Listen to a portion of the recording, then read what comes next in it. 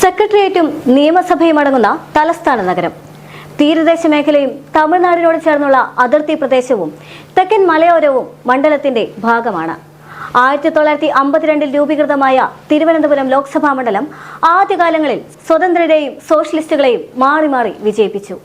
കൂട്ടുകക്ഷി സഖ്യത്തിൽ മത്സരിച്ച PK വാസുദേവൻ നായരാണ് ആദ്യമായി വിജയിച്ച രാഷ്ട്രീയ സ്ഥാനാർത്ഥി. തിരുവനന്തപുരം, നേമം, കോവളം, നെയ്യാറ്റിൻകര, പാറശാല, വട്ടിയൂർക്കാവ്, കഴക്കൂട്ടം എന്നീ നിയമസഭാ മണ്ഡലങ്ങൾ തിരുവനന്തപുരം ലോക്സഭാ മണ്ഡലത്തിന്റെ ഭാഗങ്ങളുമാണ്. എന്നാൽ കോവളം ഒഴികെയുള്ള മറ്റ് മണ്ഡലങ്ങളിലെല്ലാം തന്നെ മുൻതൂക്കം വരുന്നത് LDF-നാണ്. സ്വാഭാവികമായും കോവളത്ത് UDF-ന് തന്നെയാണ് ആധിപത്യവും. 15 വർഷമായി മണ്ഡലത്തിൽ ആധിപത്യം ഉറപ്പിച്ചിരിക്കുന്നത് കോൺഗ്രസിന്റെ MP-യായ ശശി തരൂരാണ്. എന്നാൽ ഈ ലോക്സഭാ തെരഞ്ഞെടുപ്പിൽ മത്സരം കനക്കുകയാണ്. ശക്തമായ ഒരു ത്രികോണ മത്സരത്തിലേക്ക് തിരുവനന്തപുരം ലോക്സഭാ മണ്ഡലം നീങ്ങുകയാണ്. മാത്രമല്ല, തിരുവനന്തപുരം എന്ന് പറയുന്ന തലസ്ഥാന നഗരം ദേശീയ ചർച്ചയാകാനുള്ള സാധ്യതകളും ഏറി വരികയാണ്. UDF-ന്റെ സ്ഥാനാർത്ഥിയായി സിറ്റിംഗ് MP-യായ ശശി തരൂർ തന്നെ രംഗത്തിറങ്ങുകയാണ്. LDF-ന്റെ സ്ഥാനാർത്ഥിയായി പന്ന്യൻ രവീന്ദ്രനുമുണ്ട്. BJP-യുടെ സ്ഥാനാർത്ഥിയായി വരുന്നത് രാജീവ് ചന്ദ്രശേഖറാണ്.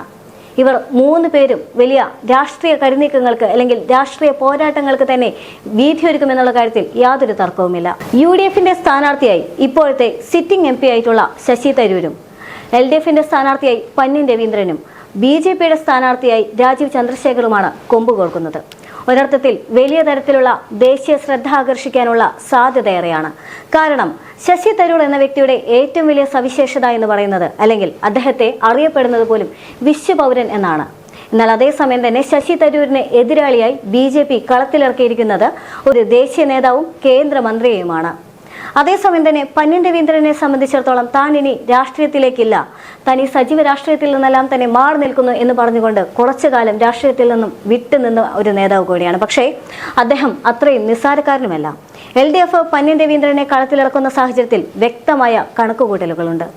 അദ്ദേഹം ഇറങ്ങിയ മത്സരത്തിൽ അദ്ദേഹത്തിന് വലിയ ഭൂരിപക്ഷത്തോടുകൂടി വിജയിക്കാൻ സാധിച്ചു എന്നുള്ളത് തന്നെയാണ് യഥാർത്ഥത്തിൽ CPI-ക്ക് അദ്ദേഹത്തിന്മേലുള്ള വിശ്വാസം.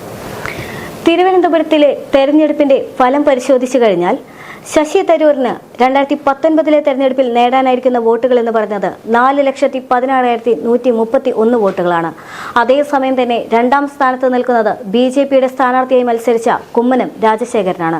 3,16,142 വോട്ടുകൾ. CPI മൂന്നാം സ്ഥാനത്തേക്കാണ് തള്ളപ്പെട്ടിട്ടുണ്ടായിരുന്നത്. C ദിവാകരനായിരുന്നു സ്ഥാനാർത്ഥി എന്ന് പറയുന്നത്. 2,58,556 വോട്ടുകളാണ് ദിവാകരൻ കരസ്ഥമാക്കിയത്. അതേസമയം തന്നെ 2014 ലോക്സഭാ തെരഞ്ഞെടുപ്പ് ഫലം പരിശോധിക്കുമ്പോൾ ശശി തരൂർ നേടിയിട്ടുണ്ടായിരുന്നത് 2,97,806 വോട്ടുകളാണ്.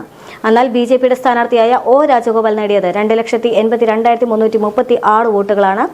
CPI-യുടെ ഭാഗത്തു നിന്നുണ്ടായിരുന്ന ബെന്നിറ്റ് എബ്രഹാം അദ്ദേഹം 2,48,941 വോട്ടുകൾ നേടി. എന്നാൽ ശശി തരൂർ ആദ്യമായി മത്സരിച്ച 2009 പരിശോധിക്കുകയാണെങ്കിൽ 3,26,725 യഥാർത്ഥത്തിൽ അദ്ദേഹം നേടിയ വോട്ടുകൾ എന്ന് പറയുന്നത്. അതേസമയം തന്നെ CPI ആയിരുന്നു അന്ന് രണ്ടാം സ്ഥാനത്തുണ്ടായിരുന്നത്. P രാമചന്ദ്രൻ നായരായിരുന്നു. അദ്ദേഹം 2,26,727 വോട്ടുകൾ കരസ്ഥമാക്കി. അതേസമയം തന്നെ BJP നാലാം സ്ഥാനത്തേക്കാണ് തഴയപ്പെട്ടിട്ടുണ്ടായിരുന്നത്. 84,904 വോട്ടുകൾ മാത്രമാണ് അന്ന് BJP. ഈ തെരഞ്ഞെടുപ്പ് ഫലം പരിശോധിക്കുന്ന സാഹചര്യത്തിൽ യഥാർത്ഥത്തിൽ UDF-ന് അത്ര കണ്ട് തന്നെ മേൽക്കൈ തിരുവനന്തപുരം ലോക്സഭാ മണ്ഡലത്തിലുണ്ടെന്ന് മനസ്സിലാക്കാൻ സാധിക്കും.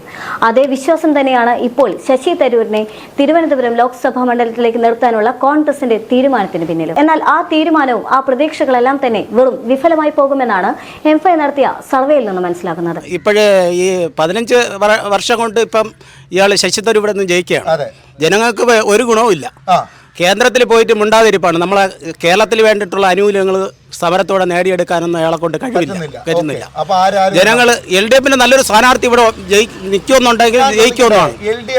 ജനങ്ങൾ പ്രതികരിക്കുന്നത് അദ്ദേഹം വിശ്വപൗരനായിരിക്കാം, പക്ഷേ അദ്ദേഹത്തെ ഒന്ന് കാണണമെങ്കിൽ ചാനൽ ചർച്ചകളിലോ അല്ലെങ്കിൽ വിമാനത്തിലോ നോക്കേണ്ട ഗതികേടാണ് ഞങ്ങൾക്ക് എന്നാണ്. മാത്രമല്ല, തങ്ങൾക്കായി ഒരു MP ഉണ്ട് എന്നുള്ള കാര്യം പോലും ജനങ്ങൾ മറന്നുപോയിരിക്കുന്ന അവസ്ഥയുമാണ്. അതായത് ശശി തരൂർ എന്ന് പറയുന്ന ഈ വിശ്വപുരുഷൻ അദ്ദേഹത്തിന്റെ സ്വന്തം ലോക്സഭാ മണ്ഡലമായ തിരുവനന്തപുരത്ത് കാലുകുത്താറില്ല എന്നാണ് ജനങ്ങൾ പറയുന്നത്. ചുരുക്കി പറഞ്ഞാൽ, വോട്ട് ചെയ്ത് വിജയിപ്പിച്ച ചരിത്രം മാത്രമേ ഇവിടുത്തെ ജനങ്ങൾക്കറിയുകയുള്ളൂ.